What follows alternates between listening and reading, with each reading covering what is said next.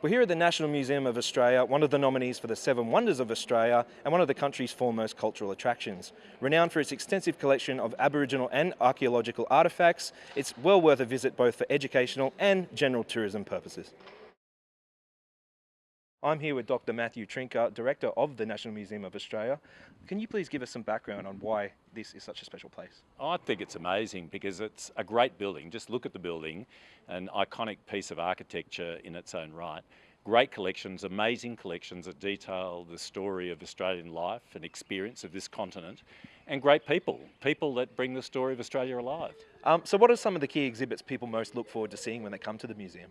So everybody that comes to the National Museum wants to see Phar Lap's heart, that outsized heart of Australia's champion racehorse in the 1930s during the Depression, but also things like the prototype for the first Holden car.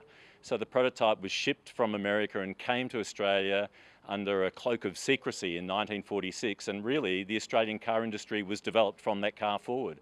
And then of course there's the amazing collections of Australia's Indigenous people, the first peoples of this continent, and their rich and varied history over countless thousands of years.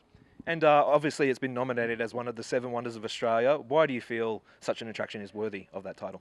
Well, you know, the National Museum of Australia, in its very fabric, in its building, is an extraordinary thing. You only need to look at the architecture of this building to be struck by how inventive and contemporary it is.